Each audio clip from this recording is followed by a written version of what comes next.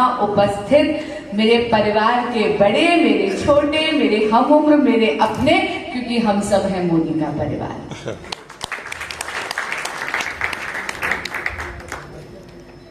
बहुत खुशी की बात है कि सीएए भारत में लागू हुआ है। मैं इसके कानूनी प्रावधानों पर या किसी बहुत ज्यादा विस्तारित एकेडमिक चर्चा में बिल्कुल नहीं जाऊंगी, क्योंकि कहते हैं ना, हाथी के पांव में सबका पांव। मेरी बड़ी बहन मेरा मार्गदर्शन उन सब एस्पेक्ट्स पे करेगी, लेकिन इतना जरूर कहूंगी कि वचन पूर्ति की पराकाष्ठा का नाम है नरेंद्र मोदी।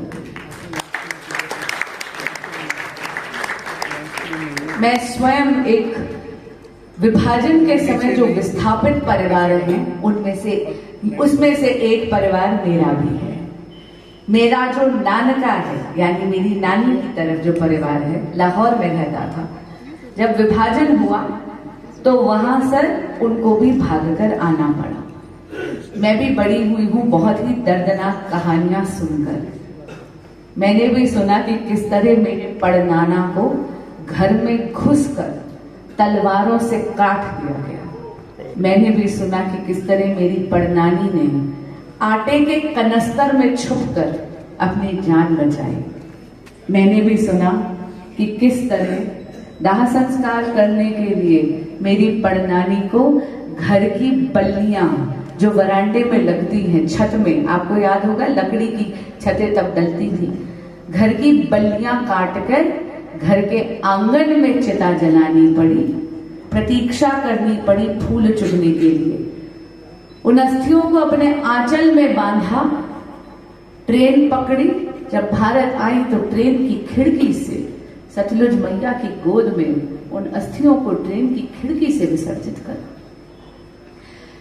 ये कहानियां केवल कहानियां नहीं हैं, ये इतिहास है, इतना क्रूर इतिहास जो कोई भी भारतीय भूल नहीं सकता। तो पहला आभार तो मैं करती हूं यशस्वी प्रधानमंत्री श्री नरेंद्र मोदी जी का कि उन्होंने पार्टीशन हॉरर रिमेम्बरेंस डे कम से कम इसकी घोषणा करके आने वाली हमारी पीढ़ियों को याद दिलाया कि हम आए हैं तूफान से कश्ती निकाल के, इस देश को रखना मेरे बच्चों सा।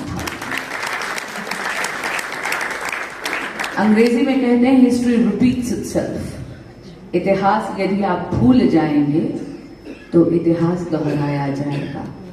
नवीन भारत में भी आप देख रहे हैं जाति के नाम पे, धर्म के नाम पर, पंथ के नाम पर, रीजन के नाम पर, उत्तर भारत के नाम पर राजनीतिक स्वार्थ के लिए मेरे देश के टुकड़े टुकड़े करने के लिए कुछ लोग तैयार हैं।